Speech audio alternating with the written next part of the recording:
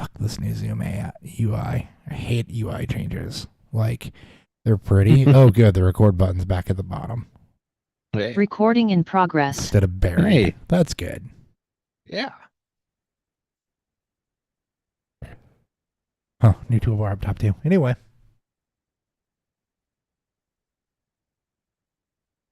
That didn't work. Our job so. That's well, good. You did, but I didn't because Kai was playing games on this earlier. There we go. That's better.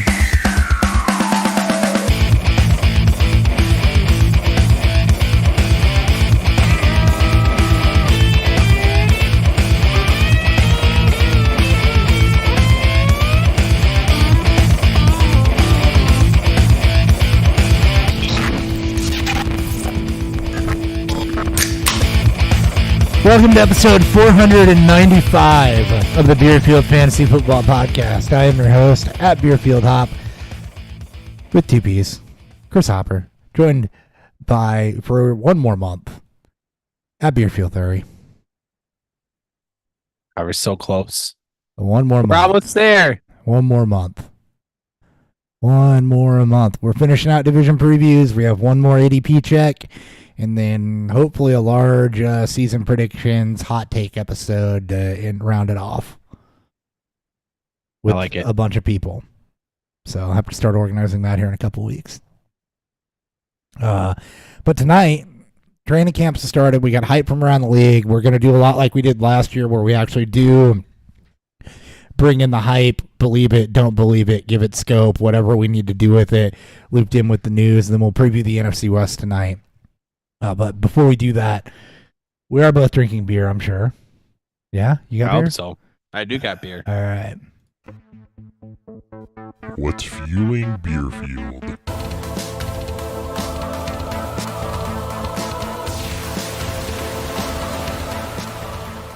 All right, I'm going to start because I'm excited. It is the most wonderful time of the year.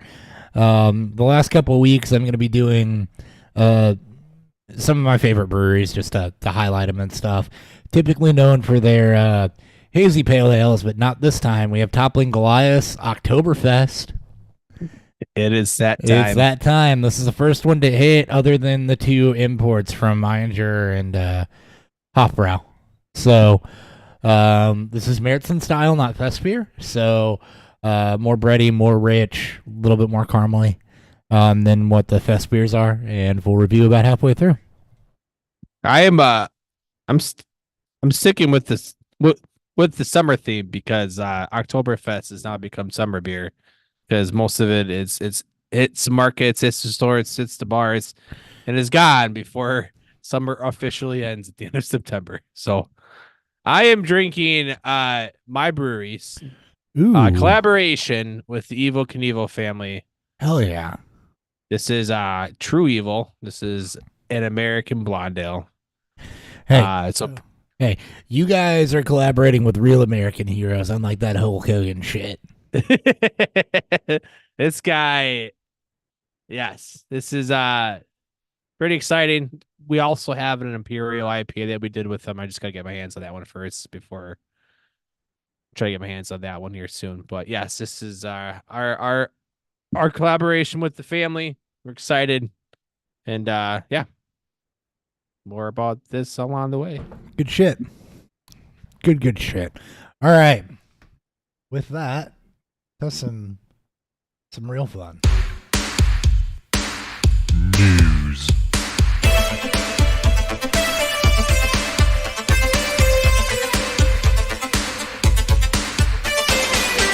All right, let's pick there, so we're just going to hit it right now. Chargers running back Jarrett Patterson is running ahead of Kamani Vidal right now. Gus Edwards is sidelined for an undisclosed reason. So it's been Patterson behind J.K. Dobbins. More on Dobbins here in a minute. Early in camp, don't worry too much about depth battles right now. Veterans are going to have the edge, generally speaking, at this point. This is an entirely new running back room. Like every single running back on this team besides Patterson. One. Besides Jarrett Patterson, who was on practice squad last year. And there's one. No, more. and there's one more. That's the running back that we totally love. Isaiah Not Spiller? really- Yeah, I think Spiller's still there. But either way, He is. this is a very new running back room, very very new. So It's not going to be sorted out in 2 days. it's wide open. I would still take my cheap chances on the most talented back in this backfield in Dobbins, even though Dobbins is coming off of a bunch of injuries. All the running backs are cheap anyways. But it's also a team that's not going to score a bunch of points either, Yep. potentially. Like, we'll see how much they neuter Herbert, but not the most exciting offense there. So, No. And Harbaugh's old school, so veterans are going to get the inside edge over 6th-round draft picks, just how it is. Vidal is going to have to earn it. or watch everyone else go, or watch the injuries go down in front of him, and then he has no chance, or he has no choice. Yep. Lad McConkey, Josh Palmer, DJ Chark have been the 3 receiver sets in the 2-minute drill and moved the ball periods for the first 2 days of Chargers training camp. Notably missing from that list, Quentin Johnston. So it's a little different, right? You got the rookie running with the 2 vets. A lot of people seem to like Palmer as a sleeper, myself included. Chark is another name that's there. Like Dan just said, it's an offense that's not going to score a lot of points, but this is telling for Quentin Johnston, who, is going into his 2nd year and is not breaking the top 3 right now, with DJ Chark coming in new to the team and Lad McConkey being a rookie for a coach. I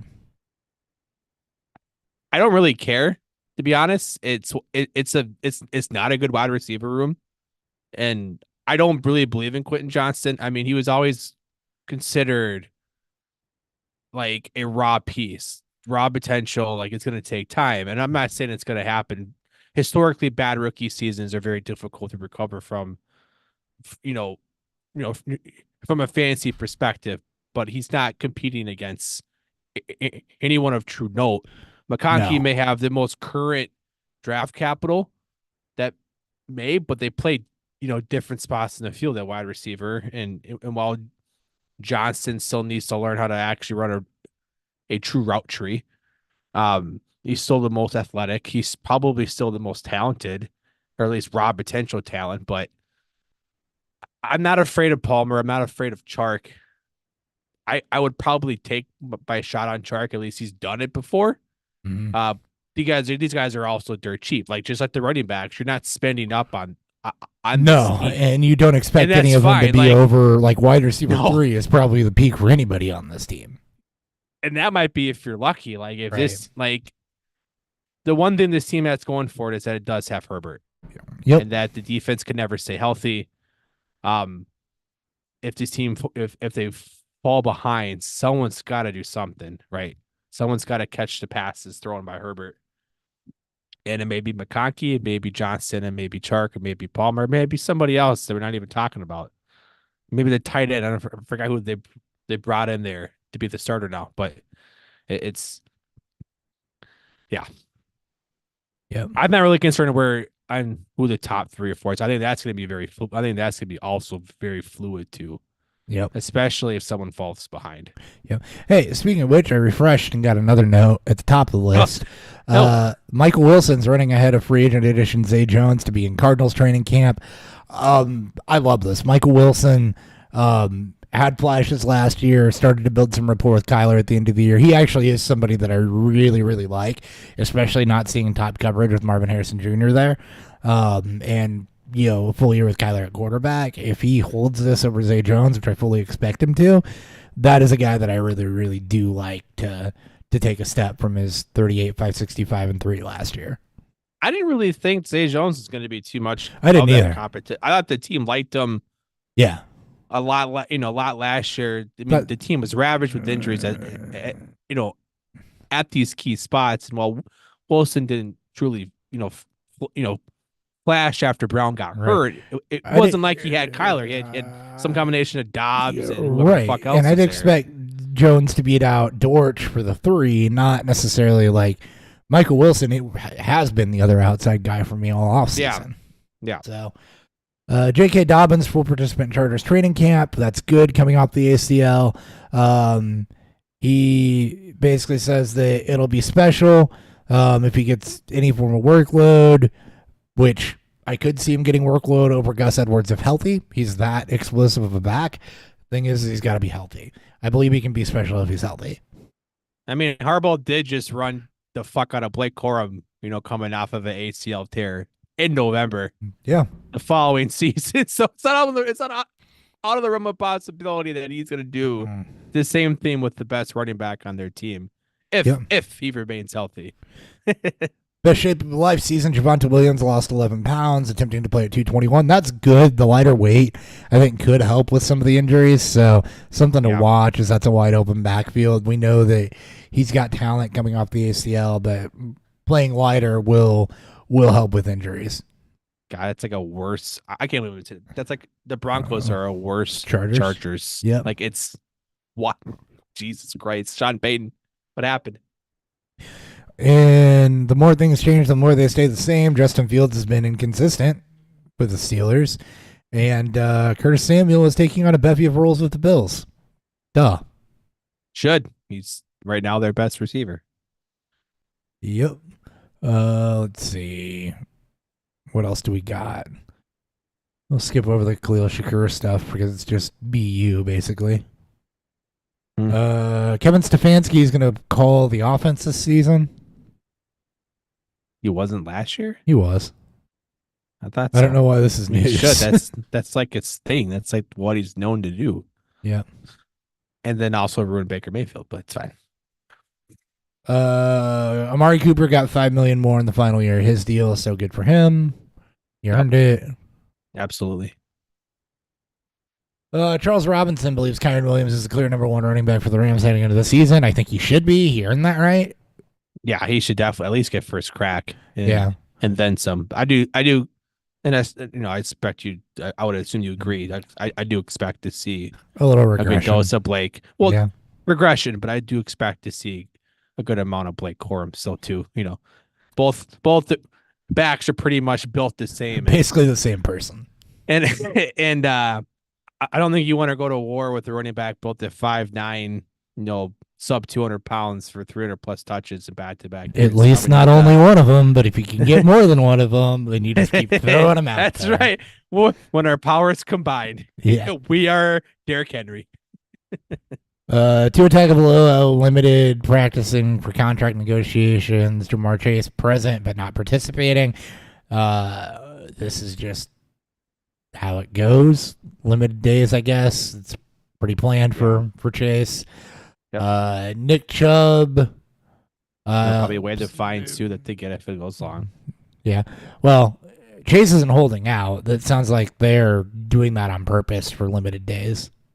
Okay. Yeah.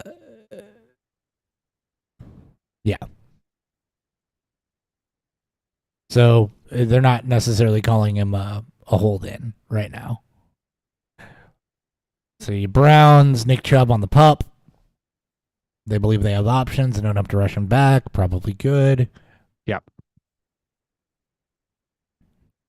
Kirk Cousins is cleared and practicing in full. That's what we expected. Apparently Achilles injuries are becoming the new ACL.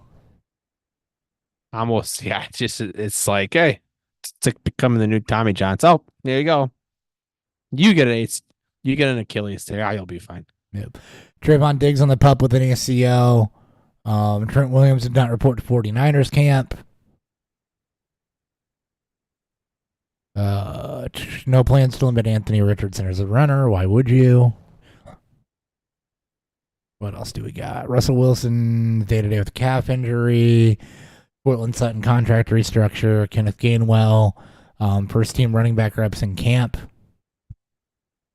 But they're not going to pay Barkley just to be a backup, so that is what it is. Probably just, again, protecting veterans, load management early on. Yep, exactly. Let's see if there's anything else. Probably not. I don't think so. I mean, it's just a bunch of the same. Here you go. Bills won't fully commit to Dalton Kincaid as the full-time starter with Dawson Knox in the fold. Okay. So this is gonna be this one's gonna be something to watch. It's going to be interesting. I've hinted to this throughout the offseason. I'm as high on Dalton Kincaid as anyone else. The Bills are going to need their tight ends both. They're going to need both tight ends. To have any type of viable offense, they're going to need both guys. I do think this will be a lot of 12 personnel. Dawson Knox has never been a target hog. He has been a red zone threat. And deeper leagues, deeper drafts, tight end depth, whatever the case may be, he's a good grab. I mean, I'm not grabbing him as like that late round tight end. I expect to break out or have a good solid season or whatever. But if I'm in a 16 team league and I need depth, or if I'm in something with tight end premium and I need depth, then I don't think he's going to be completely shut out either. I do think that puts a little bit of a cap on Kincaid, especially in the red zone, but he's firmly behind that Kelsey and Laporta tier for me. Probably closer to McBride, but this is just, again, don't expect all the tight end work just to go to Dalton Kincaid because he's Dalton Kincaid, because Dawson Knox is pretty fucking good. Yeah, it's going to really depend on how the wide receivers come along, how the offense wants to function. Mm-hmm. It might take a few weeks to kind of get a grasp on how and what the expectations are going to be with the target volume with a healthy Kincaid and a healthy Knox. Both tight ends have struggled with health last year. Knox has historically struggled with his health since joining the league. This is more so probably not wanting to overstack one of them. They want them both healthy. Like you said, there's a plan for both.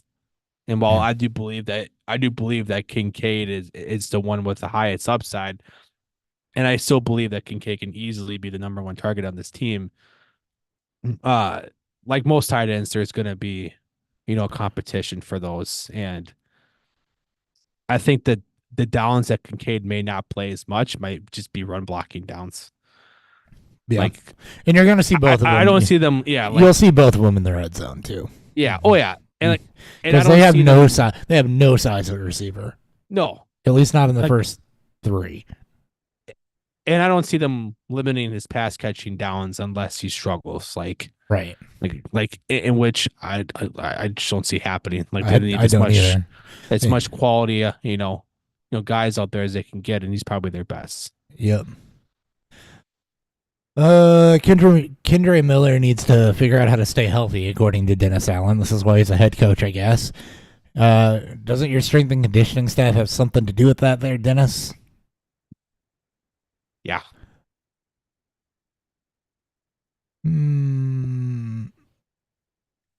Off-season surgery for Gus Edwards. That's apparently why he's out. Ayuk is a hold in, which we expected. Brandon Graham going to retire after this season. He's had a good career. Very good career. And look, Philly was an aging team, so this is just what you expect and how he's been good at keeping the pipeline up, and life rolls on.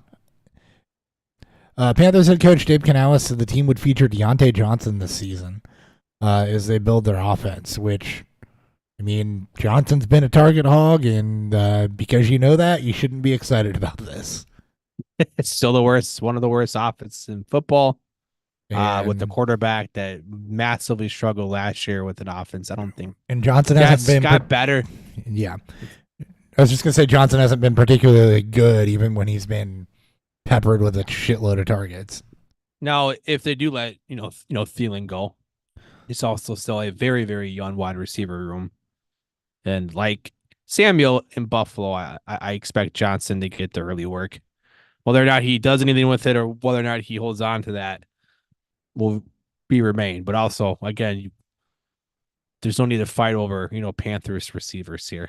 Yeah. Like it's gonna be gross. So just might as well just draft leg it, or just pick him off of waivers, because there's no need to draft Deontay Johnson. Yep.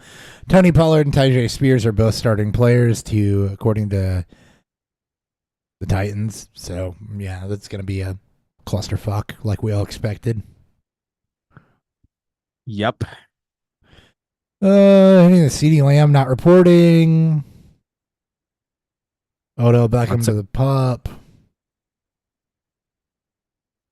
Kendrick Bourne to the pup. Early training camp, right? Everybody's on the fucking pup. So that's what it feels like. Stafford got a new deal. I'm guessing they just gave him some guaranteed money over the last 3 years. I don't think that would be an extension at his age. Well, they just reconstruct it. I think they just restructure the contract of it's probably offload some cap, maybe create some cap space this year by giving them guaranteed money. Yeah. Deneric Prince on Tuesday got first team practice snaps, and the internet went wild. I guess. Because he was ahead of Clyde and Keontae. Again, early training camp is what it is. AJ Dillon's in the best shape of his life and won there.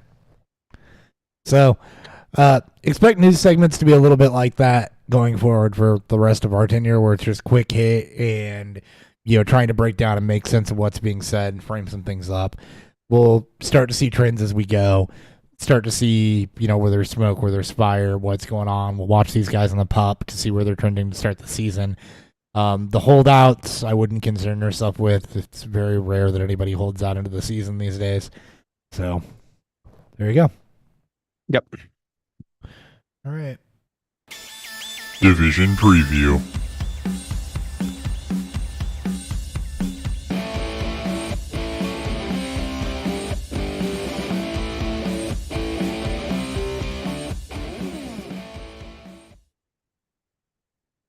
All right. NFC West this week is we're going to work backwards to the NFC, I guess, from what we did the AFC. Let's start with the Arizona Cardinals. So, Cardinals last year were a little bit of a mess. Just a tad bit. Without Kyler Murray, who missed the first half of the season. Clayton Tune was not it. Desmond Ritter's been brought in to back him up. But, there were some bright spots, namely James Conner going over 1,000 yards. He returns. Key to him, obviously, is stay healthy. They added rookie Trey Benson, and you're going to get a full season of Kyler Murray again. So, Kyler Murray with weapons, with the rushing upside. Do we expect him to firmly be in the top 6-7 quarterbacks this year? I don't know if he'll be a tier one. I don't know if he'll compete with the Allens, the Jacksons, the Hurts, potentially Mahomes of the world. I'd have him. I think that would put him tier 3 for me if he was in that QB6, QB7 range. I think he'll definitely be a mid. So I'll say this: his ceiling is QB1, right? Mm. His nose for the end zone. He likes to run. He's got one of the best deep balls. That's the product of being, 3-star sport, guy. He brings, they draft, Marvin Harrison. They still have Michael Wilson. Saw the McBride breakout late last year. You have a good backfield, a lot of weapons, a lot of chance there. And plus, also has to prove a little bit, right? There should be a chip on the shoulder there. Just, with all the talks about him potentially being traded or let go, the talks with the Cardinals maybe taking a quarterback this year. It's on him to kind of rewrite the history for himself, especially, remove himself even further from all the shit that he got when he signed his contract and everything else. So I'm a big fan of this offense. I am too. There is a bit of a risk because it's new, it's young. And there's a lot of expectations that we've seen some glimpses of that they just haven't reached it yet. So I think the thing with Kyler, particularly as it pertains to fantasy, is when you're looking for that second tier of mobile quarterback, right? Yeah. That's where you can get in on him ahead of somebody like, a Brock Purdy, who's not necessarily that, but has really gaudy high efficiency numbers near the back of the QB1 stack, right? Or an Anthony Richardson, who we have questions around. more so as a passer and his ability to stay healthy. That's not to say Kyler doesn't also have the same questions around his ability to stay healthy. He hasn't played a full season since 2020, but he is kind of a more refined blend of passer, which I think he has some of the best wide receiver depth and some of the best weapons of his career here. Maybe his 3,900-yard season, I believe he had Hopkins and he had 160 targets to Hopkins and Kirk and an aging Fitzgerald behind that. So this is probably the best weapons of his career. He's got a true running game to lean on that isn't just Kenyon Drake. Love Kenyon Drake, but that again, one of the best he's had. So I think back in QB1 is very realistic for Kyler, and you have some insulation with the rushing floor. He has typically been a 400 to 500-yard rusher, good for a couple touchdowns with that mobility. So, just to frame that up, if he's healthy, you just roll with him. It was, somebody should be able to get late rounds. Well, I don't know what his ADP is, but I'd imagine he's somewhere near value territory. I mean, right now he's going as the 9th QB drafted. Single QB leagues, you're looking at that's about where he should be. Looking at the 6th round, which is about where I start to look, right? Yeah. I mean, 9th QB is where he should be. We already talked about positional elevations and stuff last week and why some of these are going to be out of whack. But him going as a backing QB1, because again, he doesn't have the greatest touchdown rate, for his career. 4.2 is fine, but it's not breaking, Yeah. fantasy numbers, and we also may be just a year early on this offense. Again, Marvin Harrison, rookie. Like it's again, I love him. There's I have potential. him in a lot of leagues, or will have him in a lot of leagues, hopefully. Yeah. But maybe there's a bit of a risk. And thankfully that there's not that big cost. Yeah. With him especially, when we get to Marvin Harrison's a little different. I think he's going very high, but yeah. And with Kyler at the QB9, there's a lot of guys there, Purdy, Richardson, Jordan Love, Jared Goff, CJ Stroud, that are all kind of clumped in there, make an argument for Caleb Williams there, even Jaden Daniels and Baker Mayfield, right? That is just this clump of guys that make up quarterback 9 through, call it, quarterback 21, which again is, why we're going to preach wait on quarterback this year, right? Because that's just how it's going to be. There's going to be not a lot of separation between those guys. I mean, I preach that every year. You should always, especially. I mean, obviously, in single QB league, you should always just wait. Different who it is. Yeah.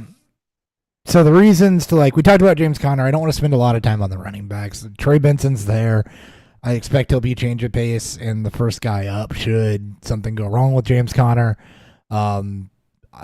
He's a rookie whose film I didn't love, even though he tested athletically. The vision was a little lacking, so I'm not running out in redraft after Trey Benson for anything. We've seen Conner lean on. He only played 13 games last year, but went over 1,000 yards on 200 carries. He's been around 40, 50 targets, so there is some change of pace work here to be had for Benson or potentially DJ Dallas or Michael Carter even, who could serve as a really interesting receiving back. I'm definitely keeping an eye on him through training camp. Because there will be somebody else here, but James Conner is a value. Right now he's RB21. Yeah. You're looking at, because running backs are being pushed down with every other position being propped up, value. And Conner, with him going as late as potentially going as late, just saying RB21 is insane. Benson's RB35. You mentioned Michael Carter. If you believe in this offense, there's going to be some production from the running back as well. That's what a mobile quarterback provides with, right? He may not get a bunch of pass catching work because Kyler may opt to run a little bit more now that he's healthier, but the offense is going to be free flowing, and we know that Conner can be productive when healthy. So I like Connor in that range, like drafting Benson as a handcuff to him, and then just taking a stab on Carter in those later leagues, or just put him on the watch list if anything were to happen. So the Cardinals have not had. Am I reading this right? The Cardinals have not had a 1,000-yard receiver since 2020. So I am reading that right.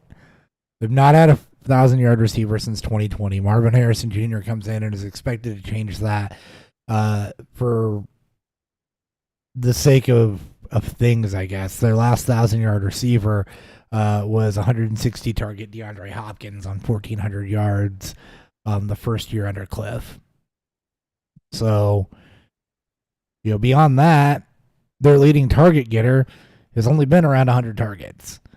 So, what do we expect realistically from Marvin Harrison Jr. year one, who's expected to be, the wide receiver too? Kyler was under center for a lot of this, but so Marquise Brown not being able to stay fully healthy, Christian Kirk not being able to stay healthy. Obviously, last year, total dumpster fire. First year with Jonathan Gannon with no Kyler, or second year with Jonathan Gannon with no Kyler. So, no, last year was first year. Sorry. What do we realistically expect out of Marvin Harrison Jr. in year one? I think a good floor is wide receiver 2. I do expect a lot of volume in this offense. This division is better in general, which hopefully means a little bit better offensive output, more scoring. Their defense is decent, but this is going to be a free-flowing, fun offense. It's like if he stays healthy, if Kyler stays healthy, I think wide receiver 2 is a good floor, and I think he does have wide receiver 1 ceiling. Like the talent is absolutely there. Do you think with Michael Wilson and Trey McBride that he sees 160 targets a la Hopkins, or do you think 130, 140 is more realistic given the 17-game season? I can see, a lot of things can happen, and plus Marvin Harrison, like he's been productive in better wide receiver rooms at Ohio State with potentially better or worse QB play. Like, yes, I think he could absolutely do it. Would I bet on it? I bet him probably around between 130 140 with decent touchdown upside. He's still a threat in the red zone. He's still a threat wherever he is on the field. He could be like he could just be Puka Nacua in terms of his production output. Or he could be Justin Jefferson, or you could see something like what we got from I'm trying to think of other rookie receivers. Like again, I think wide receiver 2 is a really good spot. Unfortunately, right now he's going as a back end wide receiver 1 and being drafted as such. With the prop up to wide receivers, like he's going at that turn, and I think a lot of people are comfortable with that because of the upside of it. It almost feels like every year we're getting at least one rookie receiver that just pops the fuck off, and it's most likely going to be him. And it probably will be him in this offense with this quarterback. That's where the smart money should be. Yeah, and it's in that range, right? He's in that range where things just kind of feel gross. That because of the players, just because the holes of the players that are going around that, and especially in that range, starts to feel a little odd. Drake London's ahead of him. Garrett Wilson. Yeah, we mentioned Puka and AJ Brown. Behind him, directly behind him is Nico Collins. Devonta Adams and Chris Olave, Debo in that same spot. I think that's probably fair. And so it makes a lot of sense to where, okay, I get a wide receiver 1 with not the most competition. We like Michael Wilson. Yeah. We don't know how good he is to the point where is he going to actually take. But you got to frame it up. He's going to be the third, probably third in targets on this team, which Yeah. Also No, with no. James Conner, This who's is going to not. be Yeah, there. yeah. So, I mean, you got to frame that up with we like Michael Wilson, but he's Marvin also Harrison Jr. is on a whole nother. Like this dude, he's on a whole all nother he's level. known to do is just get double teamed Yeah. and produce. And unfortunately, I wanted to find a narrative against Trey McBride as long as we're talking about pass catchers, and I can't. Like I love McBride, man. I wanted to. I do. I wanted to find a narrative that said, well, he was a product of a bad offense that didn't really have anyone else to throw to, but the fact is that all the underlying stuff on him is good. Yeah, he was number one in target rate among tight ends. That's probably going to come down a bit, but he's not going to have the same focus of the defense on him given everything else around him either. So that probably can't afford to come down a bit. And guess what? He was 5th in yards after the catch at 439 with that focus on him. He was 11th in unrealized air yards playing with backup and second and third string quarterbacks. He was number 2 in yards per route run. He was number 5 in target separation at 2.28 yards per target. I mean, the things that I normally look at to say, like, yeah, I like this guy. 11th in contested catch, 94.2% true catch rate. There's nothing underlying for me to not like Trey McBride other than he's not going to be the sole focal point of the offense this year. So, you might see his target percentage go down, but I also expect the offense to generally be better with, without Uncle Rico under center for half the season. He's in the same position as Sam Laporta. You have an alpha receiver that's going to probably command a lot of targets. He is probably considered the second target on this offense. I think he is. And we expect the offense to be good, right? You take Laporta ahead of McBride because like everything we just said about McBride, it's already happening for Laporta. It's just that McBride also broke out last year in a very popular offense. This is why you don't need to really reach on tight ends, but like there's not a lot of tight ends that are also going to be the number one option. Right now, it's probably going to be just, Travis Kelce and maybe Kincaid. Like maybe Evan Ingram again, but like he's a top 2 guy, like he's a top 2 target guy on a expected higher volume offense that has already produced. So you should always let McBride. He's going cheaper than Kelce. He's going cheaper than McBride or than Laporta, and there's a chance he could even go, cheaper than guys like, Mark Andrews and shit like that. Like, take the dip. Yep. That's why I love Dalton Kincaid as like the tight end 5 because I think he has insane ceiling if things break the right way, and we're basically betting on the same type of tight ends. Yep. We're just hoping for better outcomes.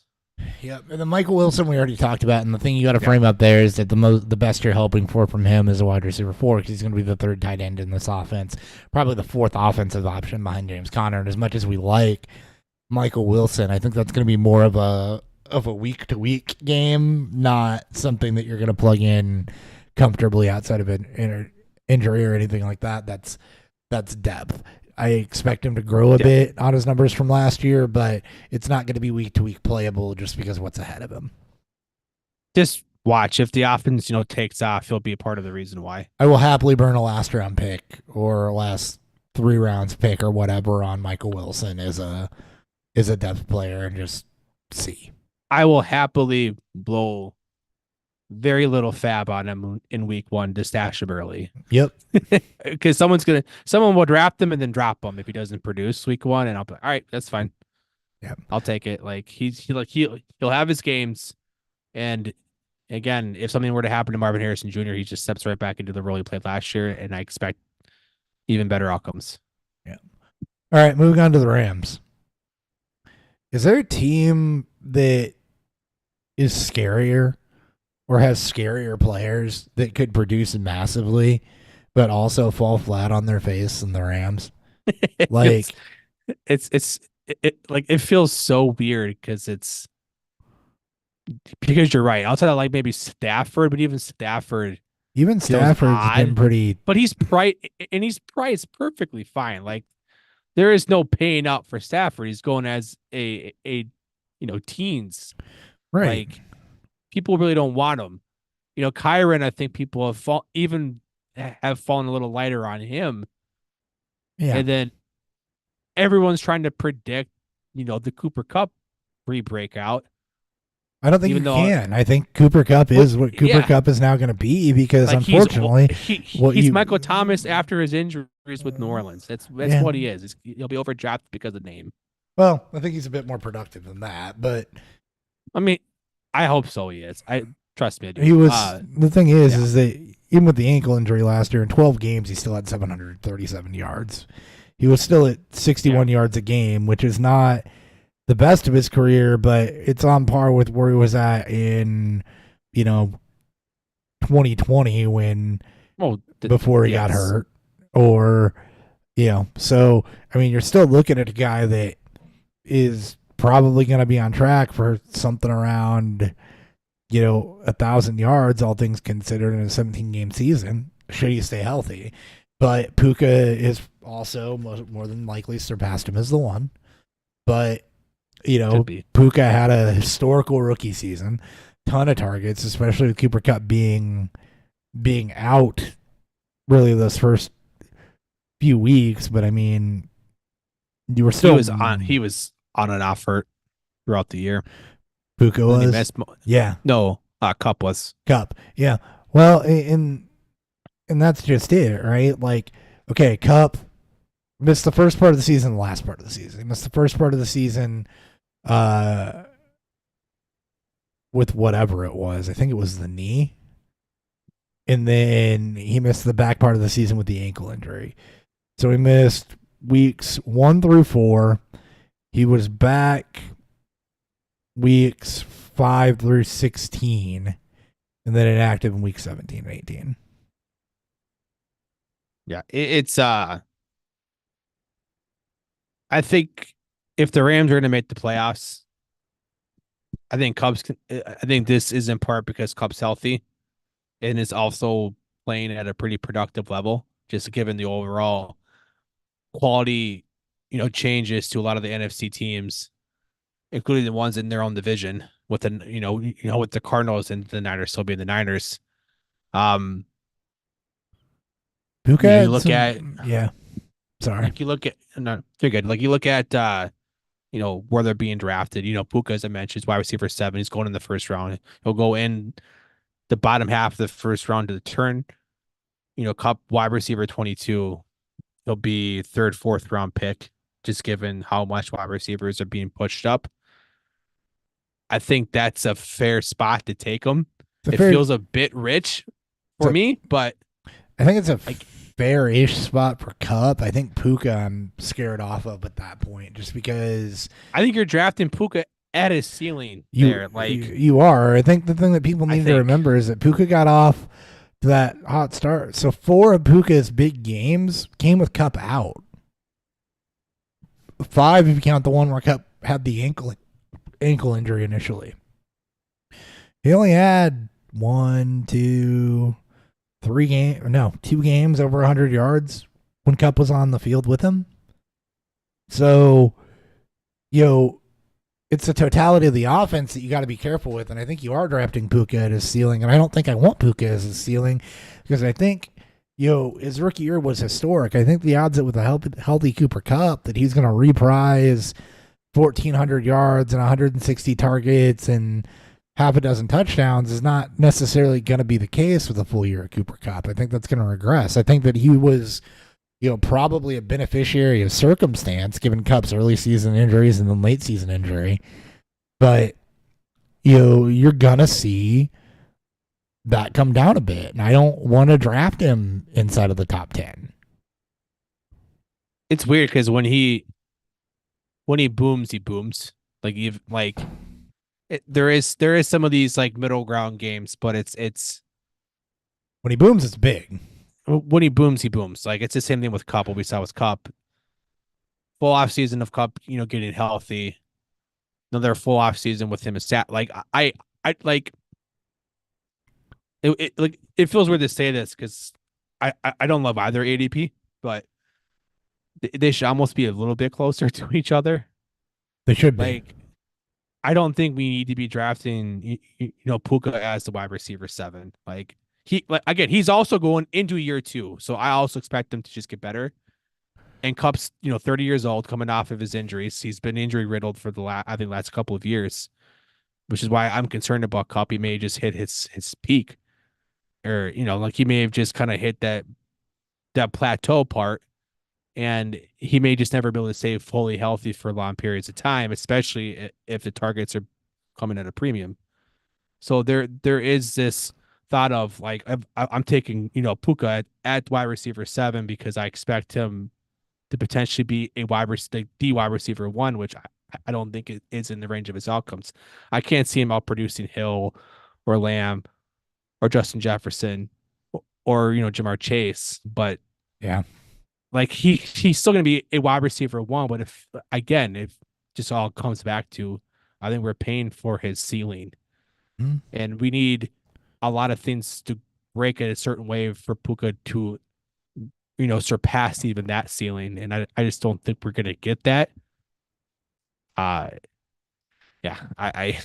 it feels weird to say it, but I almost want Marvin Harrison over him after talking about how high he's going. It's just like, again, he's in that range that we talked about last week, where it just after those top 5 go with St. Brown, also. Yep. It's like, okay, there's some holes there, but do I really want to spend a first round pick on that? Like, not really on Puka. with, I don't know. Just again, just because I think that he was a product of some circumstance, and I think that comes back, and that doesn't mean that it'll be bad, but it does mean that you're probably losing 200 yards and a couple touchdowns. That is worth about 8 spots in the wide receiver rankings.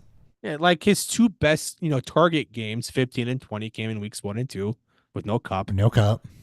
Like he had 11 target game in week 5 at 12 and 7, and then a long stretch of 8 or less. Like, that's still really good, but you almost expecting a lot more double digit target games, where if he doesn't score a touchdown, at least he's getting there on volume. And Puka is a possession style. Like he doesn't operate the same way that Cup did during his blow up year, when Cup was getting double digit targets every game, but was also getting an insane amount of air yards. Also, like Puka's a little more possession style, where he's not going to get as many yards after the catch as you would in a true wide receiver 1 spot. There might be a bit of a sophomore slump for him too. So, yep. All right, Kyren Williams is another interesting case study. If I told you 228 attempts, 1,150 yards, 12 touchdowns, and 32 receptions for 200 yards, 3 touchdowns, you'd be like, damn, that was a good season. And then you realize that he did all that in 12 games. He had 9 of his 12 games over 100 scrimmage yards, did Kyren Williams. And that's another huge outlier.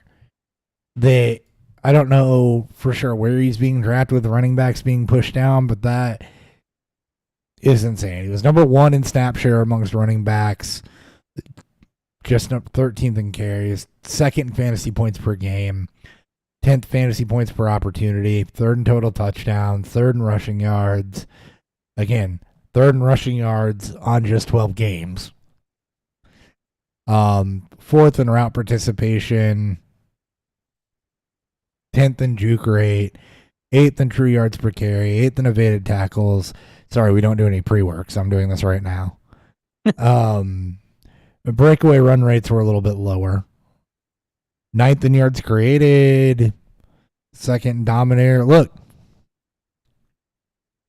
Kyren Williams, I think, is going to be just fine as long as you can withstand a little bit of regression. I don't think that Blake Corum's going to come in and take a boatload of work from Kyren Williams as long as Kyren Williams is healthy. Yeah, he's 5'9", 194. BMI is what it is. He did get hurt. You know, ankle sprain. It Missed cost him 5 games. 5 games for a high ankle sprain. But that happens to Saquon Barkley too, right? That happens to James Conner. That happens to a lot of backs. So it's volatile, like all running backs are, but that production's huge, and there's not really a lot of red flags for me to think that you're going to see a giant drop off there. It's not like 5 yards per attempt is an unsustainable rate for a running back, or 19 attempts per game is an unsustainable rate for a running back, right? So the way I see it is too, we saw a little bit of it last year. Missed 5 games. He didn't get he didn't surpass 20. He had 2 games over 20 carries before the injury. He comes back. The stretch of which everyone remembers because of the dominant Yeah, it was in the huge. fantasy playoffs. He had 20 plus carries, not to mention the targets and receptions. Also, that was just carries. His size is an outlier when it comes to sustain, productivity year over year. This is why he was a 5th-round pick. He tested poorly at the combine. Why the Rams still thought to spend a 3rd-round pick on a running back who looks built similarly just like him. There's like it feels like he should be fine. And we all expect that Blake Corum is going to take some work. I think the Rams want to make sure that Kyron's healthy because the Ram knows how talented he is, and you want to have him on the field. Also, the Rams' offense is supposed to be pretty good, so I expect the touchdown upside to be there. So he was a monster in the red zone, even for his size. Yeah. I don't think Blake. I don't think Blake's going to take that because Blake's built the same as him. Why would you? You want to? Why would you bet on bigger back? Why There's would no you reason to, bet on 2 outliers, right? Yeah. You bet it's on the also one funny, that's he showing had- you something. Yeah, 3 games with no. Yeah, 2 games with no targets and 3 games with no receptions. He's not a It's like receiving it's just back. weird. Yeah, but it's weird because he also had multiple games of over 5 targets and 5 catches. Blake, that's also not part of Blake's game. So it's just it's what, the combination didn't make any sense no, it to makes me, zero and, sense. and It neither made no sense. does Yeah. neither does Boston Scott being there, right? Because it's the same shit. But they've shown like they have a type. Yeah. Kyron's their type. He was super productive. He's got first crack at this thing, and again, with as good of a season as that was, particularly with the volume he had. Am I going to be surprised if there's a little bit of a fall off? No, absolutely not. But where's he being drafted? He's RB8, Okay. mid-2nd round. Who's ahead of him? Fine. And behind him? So you have Etienne. So you have McCaffrey, Hall, Bijan, Taylor, Barkley, Gibbs, and Etienne. Those are the top 7. Okay. With Etienne, he's ranked ahead of him, but he's going behind him in drafts. So same range, which seems odd. I thought Etienne was like a 4th-round pick, but yeah, he's going like he's firmly in that RB2 like tier. Yeah. Not like he's RB2, like he's in the High 2nd end. tier for me. Yeah. Like there's risk in him. Again, he's on the smaller size, injuries last year, like spending another day 2 pick on a running back. Like the Rams may have an idea with how many touches they actually want to give him. We'll see if that remains true or not. But the upside is absolutely still there. Like this is still the same team. Like both in theory, this is still the same team. Right. So I think if we're going to sum up the Rams and get to a beer review, it's basically this. We won't talk about Tyler Higbee because it's tight end and I don't care. No, I'm fine. There's absolutely going to be productivity here, but to get it, you're going to be drafting each guy probably near their ceiling to get a piece of that. And that's a little scary because each guy, particularly Kyron and Puka, have room to fall back off of that a bit, which means that they can underperform their capital. So as long as those two stay where they're at, there's a strong chance that I'm probably looking looking elsewhere versus drafting them at their ceilings. Cooper Cup is the wide receiver 22, is probably 22. Yeah, 22 is something that I'm a little bit more comfortable with, potentially outperforming that Standard scoring. than I am Puka and Kyron. All right, so in PPR scoring, he's third round pick, Kyron. Okay. Overall 29, which Okay. again, I'll take him there. he's the RB8 still. Yeah. Or 8. Oh, okay. And he doesn't have so a he just ton moves of, up a spot in the rank. Yeah, doesn't you have know, a ton again, of receiving it's upside, yeah. so Yeah. He's got weird receiving upside. He can give you 0 targets or he can give you 7 or 8. yeah. That's him. I mean, and Stafford is basically Stafford, right? I mean, he supported good things last year. Touchdown rate was a little lower than what we're used to. Interception rate pretty well right in line with what Stafford does. He's him. He missed a couple games. Otherwise, he would have been over 4,000 yards. He would have been right in that like CJ Stroud range, pretty much. He is the QB 19. It's not bad. And then considering how high CJ Stroud's going, I will take Stafford a lot cheaper than Stroud. In a PPR scoring, because I apparently had it set to standard, Cup is wide receiver 16, overall 22. Okay. God, it's just insane. You're still the wide receivers, man. Jesus Christ. So you're pretty much wide taking. Receiver 16 is you're pretty second much round pick. taking everybody at their ceiling for the Rams, other than Stafford. Literally, yeah, and probably Higbee, but who cares what it'd be? Right. Other than Stafford, you're taking everybody at their ceiling for the Rams. It's a little bit scary. If you're confident in it, go for it. But I got to be staring down the barrel of something went way south to want to jump at drafting, things at their ceiling. There's nothing scarier. I'm there with you. Than that for me. So. Yep. Beer review.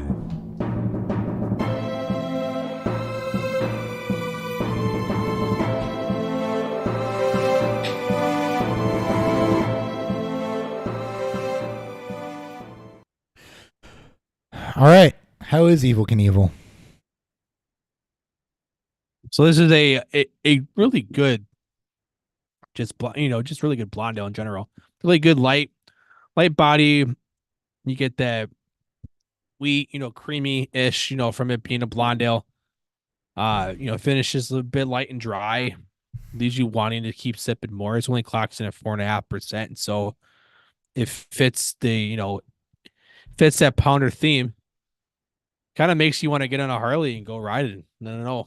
Just go jump. I don't know if it's a can. Go jump some buses.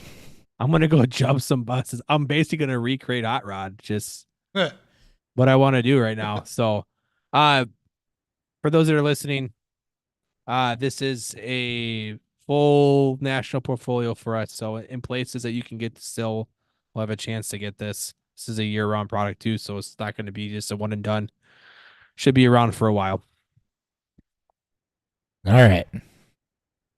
I'm drinking Toppling Goliath's Oktoberfest. Is the first non-imported, first American brewery Oktoberfest other than Shiner that I could get. So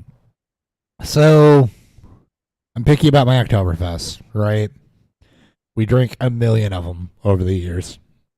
And this one definitively falls into the category of not bad. It's got a bit of that breadiness that you'd expect. It's got a very light caramel. But the noble hop characteristics in this are very prominent. So a little bit of spice, a little bit of earthy. I don't really know how else to describe it other than German noble hops. And it finishes a little bit bitter. So I don't want to say. So it's very drinkable. It's very crushable. Typically with my Oktoberfest, I'm going to prefer a little bit more, a touch more sweetness, but a bit more malt richness than what I get out of this. It's almost a little too crisp for what I like fall-wise, which again, it's festival crushable, which is good. It's kind of a good like almost hybrid between the Märzen and the Festbier, but I just want a touch more richness out of it, I think, to balance out that hop characteristic just a little bit. So it's very clean. Again, very drinkable, very crushable. Preference thing, though, I just prefer a little bit more depth.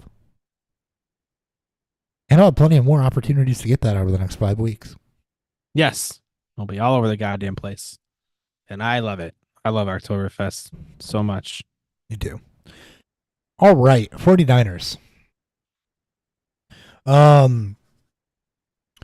Christian McCaffrey's the RB1. That's not really a debate. It's not particularly super close.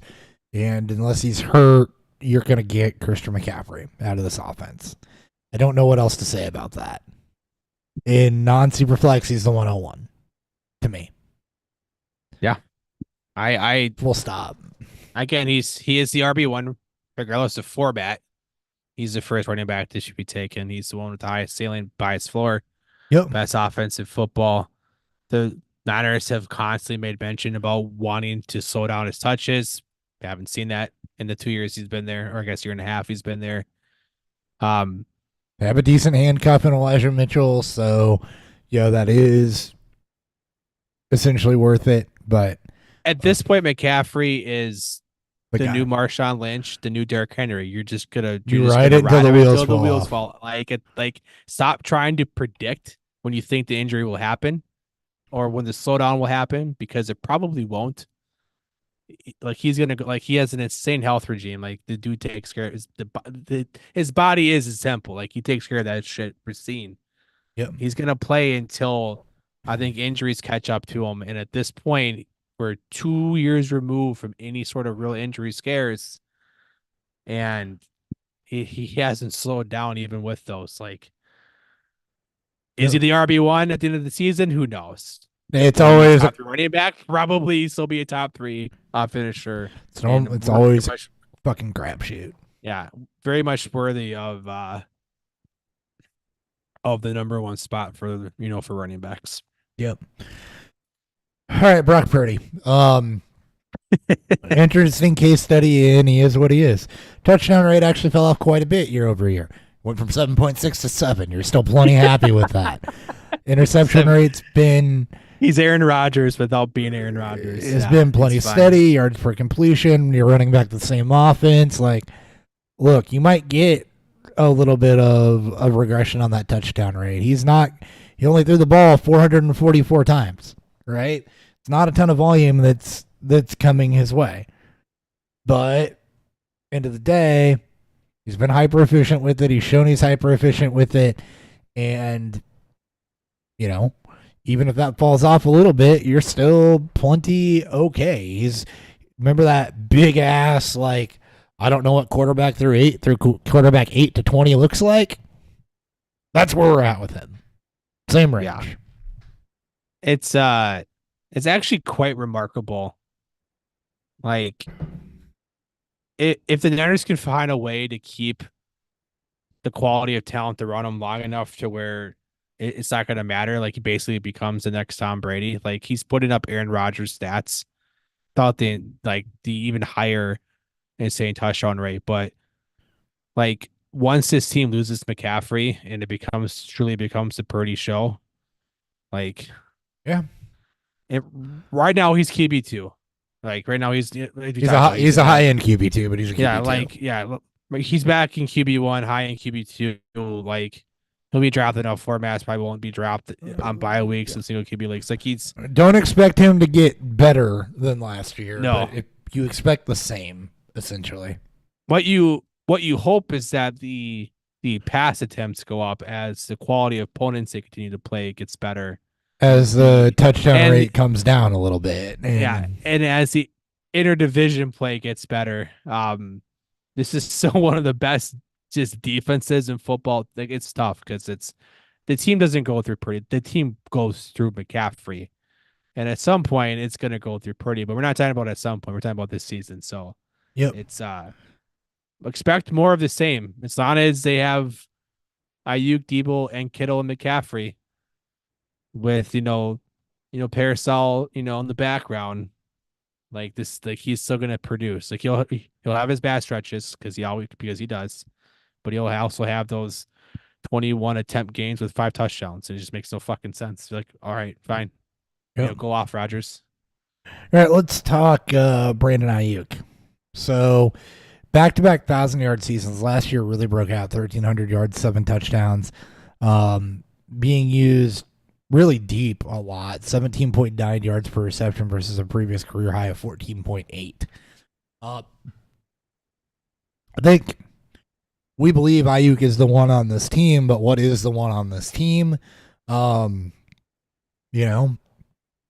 he repeat 18 yards per reception and put up 1,300 yards on just 105 targets? I would say that's pretty unlikely. But again, we hope Purdy passes more. We hope that balances out. And I like Brandon Ayuk. I really do. In kind of the same way that I like a DJ Moore or somebody that I see being or even a Cooper Kupp, somebody that I see in this mid wide receiver 2 to back end 1 range is a range of outcomes. The hyper efficiency on his deep success, a 71% catch rate at 18 yards per reception, that's a combination you don't see a lot. Ayuk is really, really good. The volume is the only thing that concerns me with him. So it's funny. He's one spot behind Cup in ADP. Perfect. PPR. He's 3 rankings behind Debo. So it's not even going as the first receiver drafted. The 49ers offense, it's scripted in a way to have all their receivers fucking wide open. That's why Purdy, with all the flies that he had coming out of Iowa State, didn't matter because the wide receivers are so fucking open because the offense just creates natural separation, just the routes and everything, just how everything operates. Guys are always fucking open. Ayuk is the number 1 receiver on this team. Ayuk should be drafted as such, and he's one of the very few receivers that I think is being undervalued. I agree. In drafts because wide receiver 18, 19 behind Debo already, who is not the wide receiver 1 of this team, who is a backup to both Ayuk and McCaffrey in their roles. Older, more history of injuries. Like Ayuk is the second biggest reason why this offense takes off when it does, and is Purdy's favorite. And while I love Kittle, I love Debo, like Ayuk's the guy, and will continue to be the guy. And I think if the pass attempts go up, the targets go up, but the efficiency should remain the same. Yeah. It's not just him. The offense is set up in a way to make this happen, regardless of how good they are. They're going to be productive because these guys are just so fucking open. It's unreal, and he's good with this already happening. And I expect him to be pushing closer to wide receiver 1 than where he's being drafted at as a mid to back end 2. So yeah. And here's the thing with Debo.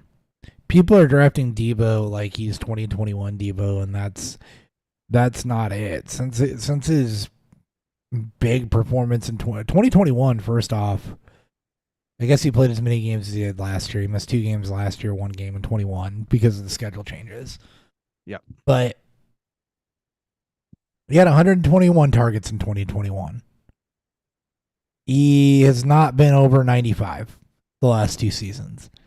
So you got to drop off there. His receptions per game is down by nearly a full reception since 2021. Yards per target down by 1.5 yards. Catch rate's up a little bit. Yards per game is down by about 30 some odd yards. Yards per reception is down. It was from 18.2 down to 14. Remember when I just said where Ayuk was at 17.8? Ayuk basically took Debo's role as a receiver over the last couple seasons as the one, and you need to adjust as such. The numbers show it. Debo was at one point the one on this team. He's not anymore, and you can like the rushing upside. He did have 1,100 scrimmage yards last year, which is good, but it's not the 1,700 scrimmage yards that he had in 2021. And part of that's CMC, part of that's Ayuk emerging. You got a quarterback change, and they're just not throwing as much. But you have to adjust for that being what it is. He's not the number one receiving option anymore. And he had 60 carries in 2021. He's not been near that since then. And they had a rash of running back injuries that got you there.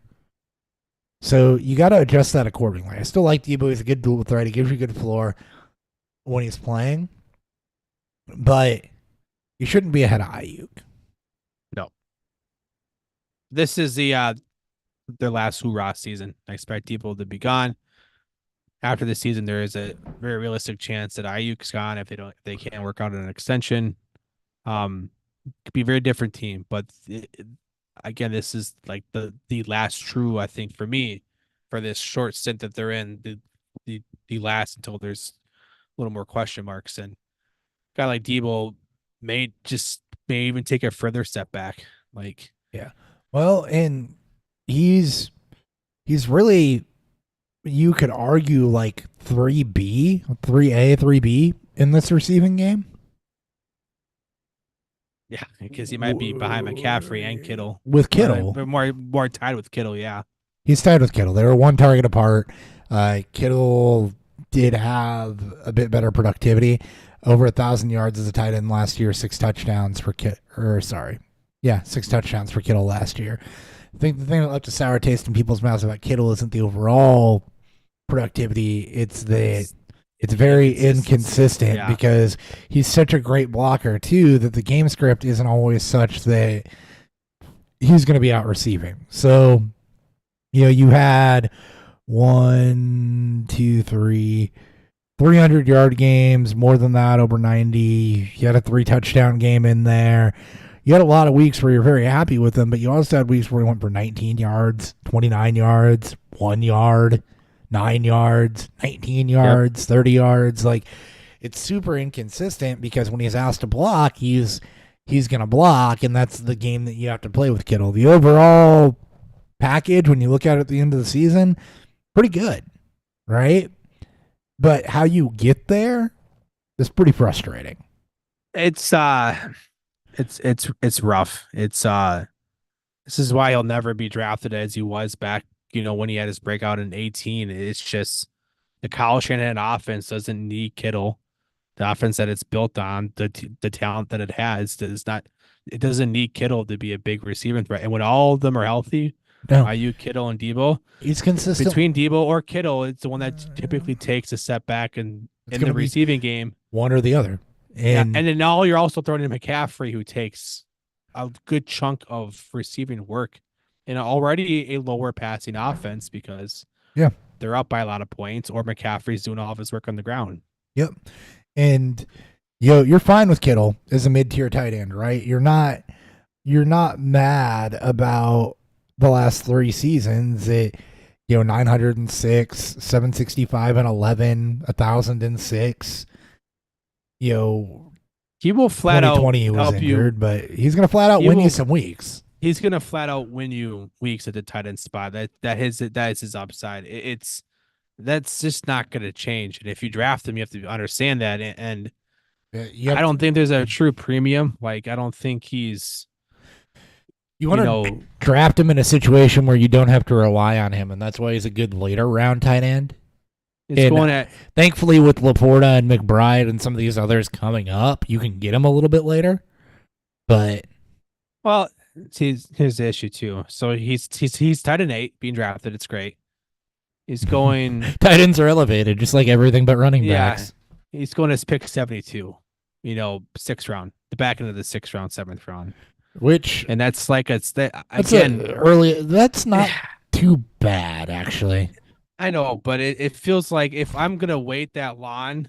And I'm going to get excited if I see Kittle Sam because he still holds name cachet. Who's around him? Let's do that game. Who's before him? Who's after him?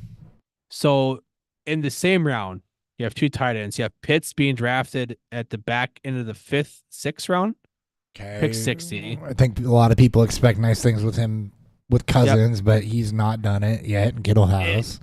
So I get it. In between Pitts and Kittle is Evan Ingram at tight end 7, pick 68. So pretty much the middle. He's produced similarly last year. Ingram did. So behind Kittle, you got guys like Jake Ferguson, Brock Bowers, which is being drafted at his ceiling. David Njoku, tight end 11, pick 103. Okay. Goddard, tight end 12, pick 114. I expect a bit of a bounce back from there. And then you get into a slew of other tight ends. Schultz, Fryermuth, Komet, guys that you...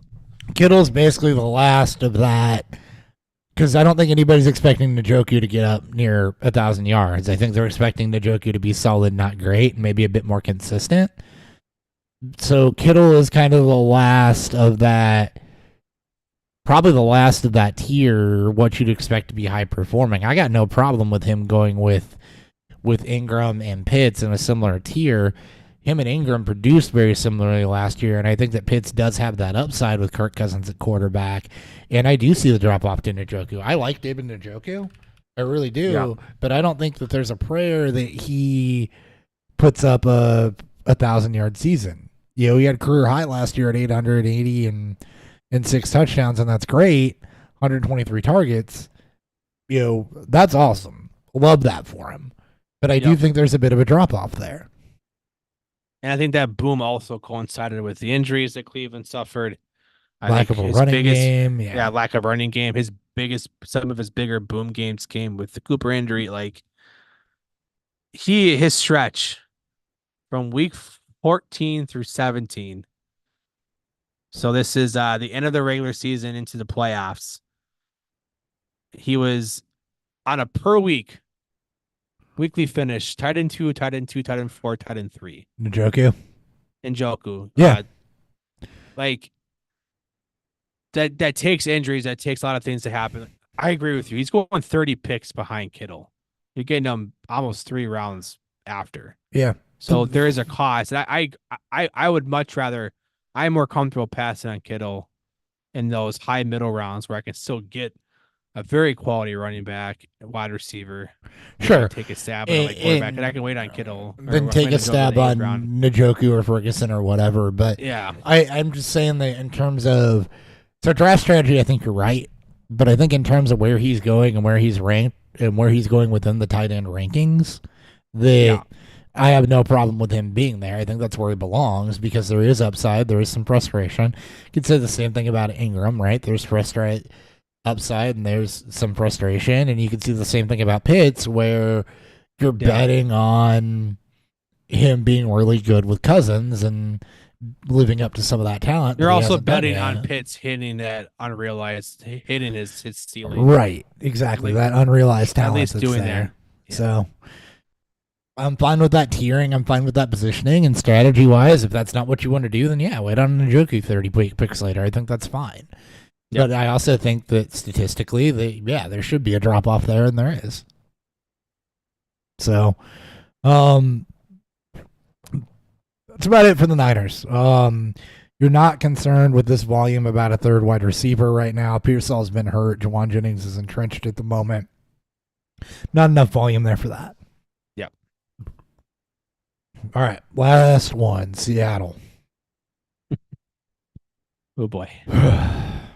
Jesus. So many, it's the great cliche is so many mouths to feed. It's so many mouths to feed and in a very low volume. What feels like a lower volume, slower pace. I'm gonna see what the pace of. You got a lot of mouths to feed, and walked in and he's like, "Yo, I got Taco Bell for y'all. What'd you get? I got 2 soft tacos for myself. You can have some sauce packets." I guess they were one of the faster teams. They were 4th in pace of play, so that's good. They're one of the more up-tempo teams. We'll take that. I mean, they need to be with having two fantasy relevant running backs, 3 fantasy relevant wide receivers. Noah Fant still floats around. Well, and Gino is just Wait, living off of yesteryears from 2 years who's ago. the second fantasy relevant running back? Charbonnet, he's still relevant. I'm not saying that he needs to be drafted. I'm saying that he's relevant enough to take shit away from Walker. Hey, I'm not happy about it too. I'm just speaking the facts. All right, let's look at Gino real quick. Okay. Ugly. I mean, he was hurt last year. He took a setback, which no one should have been surprised by. Well, He not was hype. yeah. It was not Well, good. there's also a 1.2% drop in touchdown rate. If we're being Yeah, honest, he 'cause threw the ball 70 less times. He was hurt. He missed 2 games, so I guess that makes sense Yeah. for that. But your touchdown rate was massively lower. Your completion percentage fell off by 5+%. So He played hurt for a good portion of that middle part of the season. I think before the games were missed, it was it was not pretty. it was not it was and again it's he was so good in 2022, very efficient, just a lot of things went the right way. Basically, Ryan Tannehill of the 2019 season. He got paid, which I'm super pumped that he did. I wish he didn't take a team friendly deal. Get paid as much as you can, players. But it's not surprising. No. And this team is going to. I think you're going to see the struggles mount up again. They're going to try to be better than the sum of their parts, and I think that's just going to be hard. Yeah.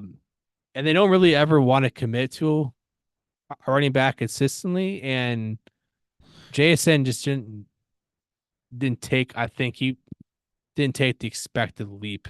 I think the team and a lot of us wanted to see from him, even in a rookie year. As he was firmly behind Lockett and obviously Metcalf. Yeah.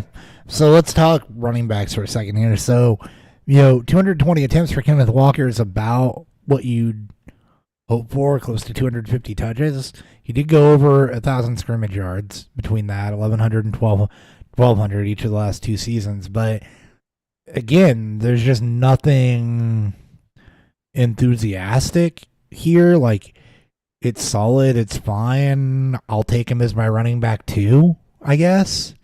Yeah. And be okay with it. But, you're not expecting a lot more upside than that. Like you said, they don't really want to commit to just one. I think he's going to get the lion's share, but Charbonnet is going to be around enough to be annoying, unfortunately. He himself had 100 some odd attempts, 460 yards and a touchdown in 16 games. So, he was around almost 700 scrimmage yards for him. So, that's a thing. It's enough to be annoying to Kenneth Walker and really cap the upside, basically. Charbonnet had more catches than Walker last year, and this is where the concern is. You'd expect that. That's not really part of Walker's game either. I know, but that's the thing that's going to keep Walker from ever reaching the RB1 echelon, at least with more consistency. He needs to be Nick Chubb, Jonathan Taylor, Derrick Henry, but he's on a team that wants to give a less inferior backup to him. 108 rushing attempts and 33 catches on. He needs to be around 250, 260 carries to do that. And he's 5'9", 211. He's not gonna be. And also, he's battled injuries in his whole career so far. Like he's missed time. He's been banged up, and that's part of the reason why the Seahawks took Charbonnet in 22. Or in 23. It's a part of that reason. So it's annoying. This is why he's a firm RB2, and I'm not gonna have a lot of them. I think his ADP is fine. I mean, obviously, running backs getting pushed down, but he's being drafted as the RB15. So behind James Cook, Rashad White, Josh Jacobs, in front of Mixon, Kamara, Ramondre Stevenson. Feels a little high, but guys like Jones, Swift, and Harris, Montgomery, Connor. Like, Walker doesn't catch passes. has an incumbent behind him that just takes too many touches away. If for him to be like to reach his upper echelon ceiling, it's just it feels bad. It's like a lesser Nick Chubb. Yeah.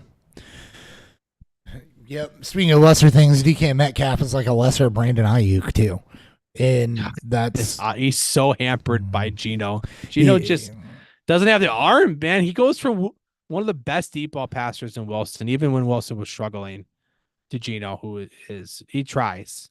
He's just not fit well for Metcalf. no, and they're throwing just a tick less, and that's that unfortunately takes a bit off of DK's game. And 1,100 yards, 8 touchdowns. This is another story where like, okay, cool, you're pretty happy with that, right? Most of the time, but then there's some games where he's just downright mediocre. There's a couple bad ones. Everybody has those. So, you're firmly in wide receiver 2 territory with Metcalf without a lot of upside because of the same offense as last year. Yeah. And, wide receiver 27th overall, as you mentioned. You can probably outperform that, but. I mean, can he, though? I mean, just like, sure, he probably could. Who's ahead of him? Who's behind him? Can we do that game? It's the same. He's in the same. He's in that same tier. He's actually behind them, so he is with Mike. I mean, yes and no, different rounds. So if you're talking about, you about to say Mike Evans is down there. Mike Evans at pick 25. Metcalf, it's pick 27. Okay, I don't even care that DK is there because if I can get Mike Evans there, I'm jumping at that. Yeah, and then 3 picks behind him, Marcus, 4 picks, is DJ Moore at 31. Pittman at 33. You're talking about guys who should be number ones on their team going behind him. Well, I love Metcalf. I just it just doesn't feel, if Locke is still there, who I think is a better fit for Geno's game, and then you have JSN in the wings.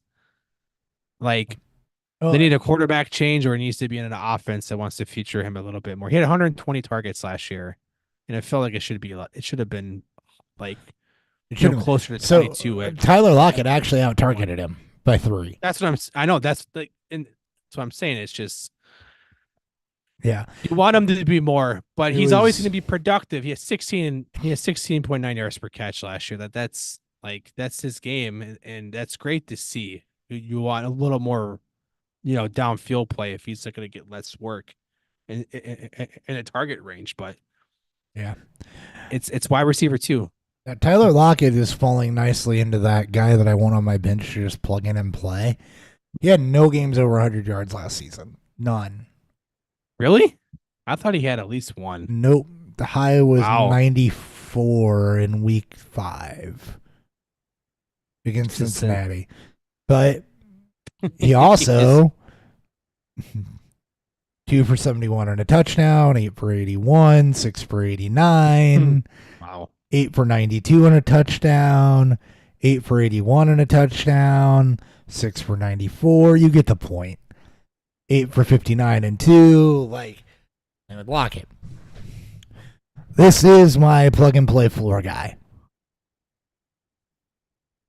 More or less. And, what you want to see in year 2, unfortunately, hurts Lockett. You want to see JSN take a step forward after, he still had 93 targets and 600 yards, but you want to see him take a step forward into more of that role. But as long as Lockett's there and doing it, probably not going to happen. God, I feel like the inverse of Metcalf. Lockett is just, he's in his Golden Tate era when I talk about. He is. Like that's basically that's where I think is going to end up being. JSN's going to need Lockett to go away before JSN can start to eat a little bit on some of that target volume, unfortunately. Yeah, I mean, if you're the Seahawks, you basically want JSN to overtake Lockett at some point early on in the season because you want him to be the future. And maybe Lockett ends up getting cut. If Seattle starts out slow, not cut, but traded. If Seattle starts out slow and if a team out there wants to spend a day 3 pick, Yeah. Other than Trade for him. Noah Fant, the Seahawks are pretty much the all floor team for me. With where they're going and where they're That's being fair. drafted, it's like all floor, no ceiling. It's all brakes, no gas. Pretty much all brakes, no gas. That's how I feel about Seattle. It's all brakes, no gas. It's so good. It's like they are the antithesis of the Niners, where it's all boom plays, or maybe the Rams. So it's all boom, boom, boom, boom. And you get Seattle, where it's So just like, the Rams, it's all volume. With the 49ers, it's all boom plays, and with Seattle, it's like mediocre volume and mad plays. it's a bad mixture. It's a bad mixture of both. I'm going with either the all brakes, no gas play. I like that. All brakes, no gas. No gas team, where it's just like he's just hoping Metcalf can get a little juice. And I don't know, man. Seattle's a team I'm probably avoiding. I just like I love Geno's story, and I'm gonna root for him. I have him on dynasty teams because he was so fucking cheap. It's just like, man, it feels like it's gonna come off there. Is this year one without Pete Carroll, right? Or was that last year? That was last year. Okay, so hopefully it'll be better a year two. Maybe that'll be it too. But I just like I can see Seattle. This is year one without Pete Carroll. You're right. I can see Seattle just face planning so hard, and you're gonna see maybe that'll be good for like JSN because he gets in the field more. Mike McDonald, not to be confused with Mike McDaniel. They stole Mike McDonald from the Baltimore defensive coordinator. Yeah, it's fucking super sad. I was hoping they would have promoted him. Ryan Grubb is their OC, who was their Washington's offensive coordinator last year. Nah. But Washington State. Washington State. Oh, sorry, not Washington get State. Some Geno Smith, Sam Howell corollary. Washington, the college team. God damn it! I don't want Michael Penix as coach or OC. I'm good. I don't know.